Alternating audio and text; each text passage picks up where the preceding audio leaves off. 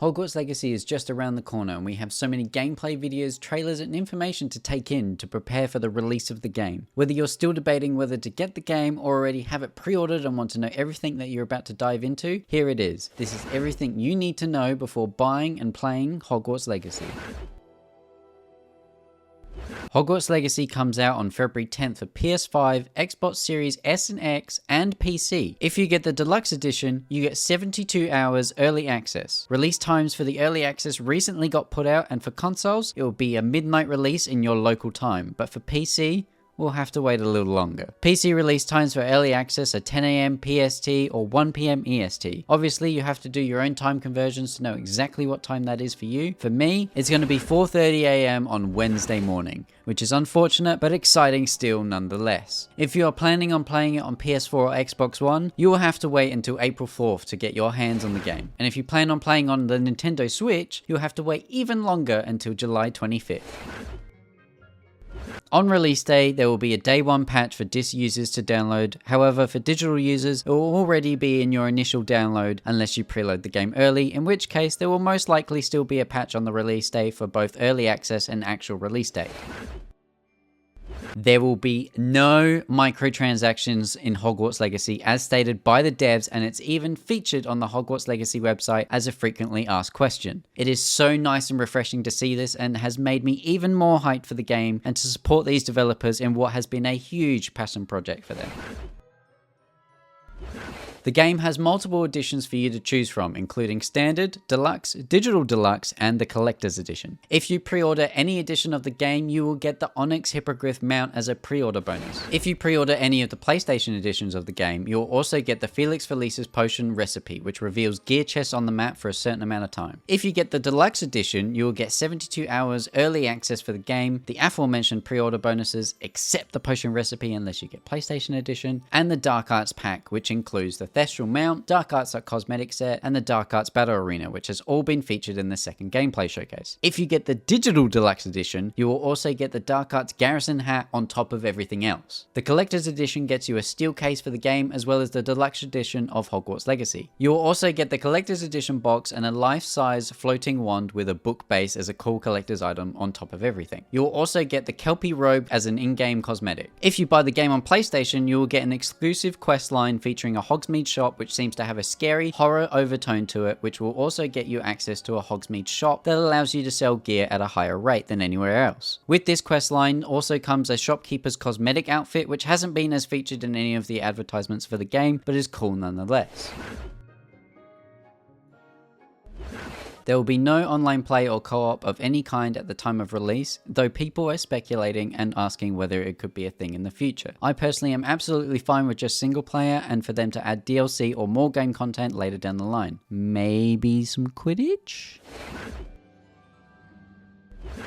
Character creation is something I am sure everyone is excited for, to finally input ourselves into the wizarding world and attend Hogwarts as a character of our own making. There are many presets, face options, hair options, and other awesome features to really personalize your character. There are 15 face shapes, 20 skin color options, and 3 glasses to choose from, with more to collect in game. There are 35 hair colors, around 50 hairstyles, and there will even be a barbershop in Hogsmeade for you to change your hairstyle at any time if you so wish. There are 20 freckles and complexion options, 10 scars and markings, 25 eye color choices, and 30 eyebrow color choices, as well as 25 eyebrow shapes. You can change between male and female voice options and even change the pitch of either to suit your preference. From here, you can also change the difficulty of the game, as well as name your character, and the final option is picking the dormitory of either witch or wizard. You are a student at Hogwarts starting in your 5th year, and the year is 1890. You hold the key to an ancient secret that threatens the wizarding world, and you'll have to make choices that affect the overall story. Your character can control and hear whispers of ancient magic, which has been long forgotten, and only a select few have this ability. Hogwarts, of course, is a stronghold of ancient magic, hence why it is probably so central to the story. There is a goblin named Ranrock who is supposedly starting a goblin rebellion and appears to be on the trail of ancient magic. He is also teamed up with Victor Rickwood and his Dark Wizards, both of which will be regular enemy encounters in the game. Another character that will be heavily featured in the main story is Professor Fig, but more on that later. In Hogwarts Legacy, there will be a chance to choose which house you are sorted into at the sorting ceremony. You will choose between Gryffindor, Ravenclaw, Hufflepuff, and Slytherin. You can also link your Wizarding World account with your Warner Brothers account, and this will transfer your house and wand choices into the game for you if you've taken either of those quizzes on the Wizarding World website. If you link these accounts, you will also get access to the House Fanatic robes as well as a Skullbeak mask. The House Cup is unfortunately not a gameplay feature in the game, but it will be featured in the game narratively as well as being in the game world itself as seen in the first gameplay showcase. Depending on your house choice, you will get access to the different common rooms. Each house has its own feel, look, and atmosphere to match the various traits of the different houses and is true to the books for their locations. Depending on your house choice will also affect the story, or at least this so has been said, with different companions in the game that will feature from all 4 houses. Speaking of companions, you will be able to talk to different professors and students as well as do quests for and with them. They will have rewards and even new spells for you to learn if you complete these assignments / quests. There are main story quest lines to do with your companions and professors as well as optional ones. These quests will help reveal secrets of the world as well as Hogwarts itself. There have been 4 confirmed main story companions, each in their own house. Sebastian Sallow from Slytherin, Natsai Onai from Gryffindor, Poppy Sweeting from Hufflepuff, and Amit Thakkar from Ravenclaw. Sebastian's optional storyline will give you access to the unforgivable curses, it seems. You can complete the quest line but also do not have to partake in using the curses yourself. There are a couple other potential companions which have been featured in some of the advertising, both of which are in Ravenclaw. And I'm sure there's many more to come. Classes at Hogwarts will not be simulation style but rather built into the main story as well as optional quests to complete. These classes will give you extra bonuses as well as spells that you can learn from doing them. You can also build relationships with the various professors by doing them. Some of the classes that have been featured or teased are Transfiguration, Charms, Defense Against the Dark Arts, Care of Magical Creatures, Broom Training Class, Potions, Herbology, History of Magic, and Divination.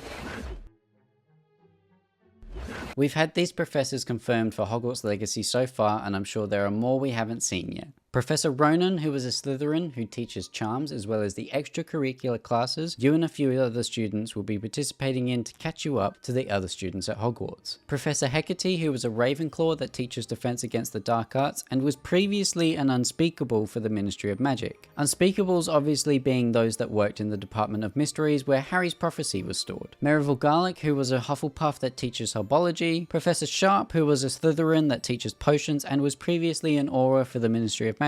Professor Binns, who is the ghost that teaches History of Magic. Professor Figs, who is one of the main professors you will spend time with in the main story as you uncover the mysteries of ancient magic, and who may teach ancient runes at Hogwarts, though we do not know if that is in the game yet or not. Professor Shah, who is the astronomy professor. Professor Onai, who teaches divination. Deputy Headmistress Matilda Weasley, who was a Gryffindor and teaches Transfiguration. She is also supposedly the great-grandmother of Ron Weasley. And finally, the headmaster of Hogwarts at this time is none other than Headmaster Phineas Nigellus Black, who is voiced and acted by Simon Pegg and will be a thorn in our sides throughout our times at Hogwarts.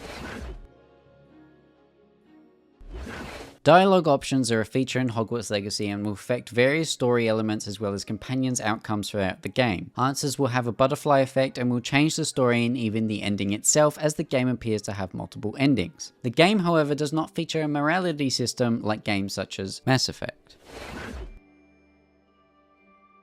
The Room of Requirement will be a key feature for us at Hogwarts. From here, we can customize the architecture, furniture, and various objects and workstations that will be featured within the Room of Requirement. All of these items and various customizables will be purchasable in Hogsmeade. There will also be varied rewards from quests and other small vendors throughout the world to get items for your Room of Requirement. Here, you can also transmog your gear and upgrade it at the Loom Station. There will also be various vivariums where you can care for your magical beasts. Each vivarium will be a different biome for all those beasts and creatures you save throughout the world from poachers and other dangers. These creatures can also be used for getting crafting materials, or if you feel like just relaxing and petting your mooncalf, there's that too. These beasts and creatures will need to be looked after and fed throughout your time at Hogwarts, so don't forget about them. Speaking of magical beasts and creatures, these are the confirmed beasts and creatures so far that will be featured in the game. House elves, goblins, hippogriffs, thestrals, graphorns, mooncalves, nifflers, fruipers, Neasels, spiders, mountain trolls, dragons, centaurs, infrahigh, dementors, and even potentially phoenixes. When you aren't doing classes at Hogwarts or searching for ancient magic, you can explore the large map that features in Hogwarts Legacy. Before you can go exploring beyond Hogwarts Castle, however, you will have to complete the intro to be given free reign of the wizarding world beyond. You can fast travel via various Flu Network waypoints that are scattered throughout Hogwarts and beyond. There will also be seasonal changes, which will be visual milestones throughout the story that will change the world around you, as well as have themed decorations for holidays like Christmas and Halloween at Hogwarts itself. There will be a day-night cycle, which will also have a gameplay impact by having certain events and loot that will only be accessible during certain times of the day. Hogwarts, the Forbidden Forest, Hogsmeade, and small hamlets will be scattered across the map for you to explore. There will also be dungeons and Merlin puzzles for you to complete throughout the world, as well as various puzzles throughout Hogwarts itself. So far, the Broomstick, Hippogriff, Thestral, and Graphorns have been confirmed as mounts in the game. The Broom will have a mechanic to speed boost with a yellow bar indicating how much boost is left, and the lower you are to the ground, the faster and more efficient that bar is. Brooms can be customized and upgraded, but Quidditch will unfortunately not be a feature in the game, as one of the students states that Headmaster Black cancelled Quidditch this year for reasons we do not yet know. The combat is obviously a main feature of Hogwarts Legacy and is personally one of my most looked forward to features in the game. There is a basic shot that your character will cast through combat, but there will also be a range of spells for you to cast on top of your basic shot. There is a spell diamond in the bottom right, which is how you use your other spells, and those spells will have cooldowns. Spells are also color coded depending on their type, and those color codes will come in handy when an enemy has a certain colored shield. These shields can only be broken by the same colored spell. You can also parry and shield spells yourself, casting Stupefy whenever you do perfectly parry an incoming spell. There are over 20 slottable spells, 3 of which will be the unforgivable curses, but I won't delve too much deeper into what the other spells are so you can find out for yourself when the game releases, so you can have that magical feeling of finding a spell that you know all so well. In combat, you will also have access to a tool wheel, which will allow you to pick and use consumables and various plants throughout the encounters. A lot of the potions you can make in Hogwarts Legacy will give you buffs or even enemy debuffs, and depending on the usage of said spell. You can also use various plants to assist you in combat, like the Mandrake to stun your opponents. Obviously a main feature in the story, but it also is a standout gameplay mechanic. Ancient Magic lets you cast more powerful spells once your blue bars are filled up, and will also allow you to do various finishes on your opponents. You will also be able to throw objects using Ancient Magic, and you can regenerate it throughout combat by picking up blue orbs that enemies will drop.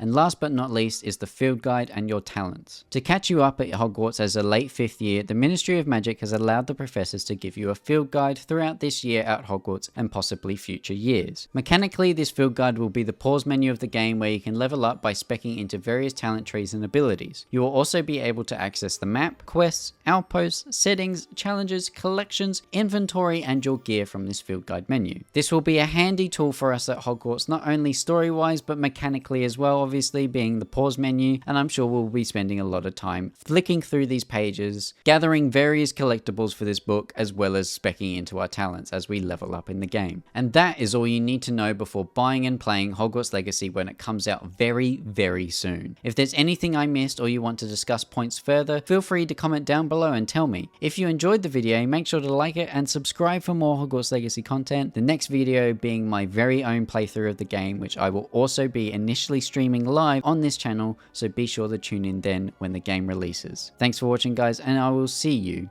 at Hogwarts.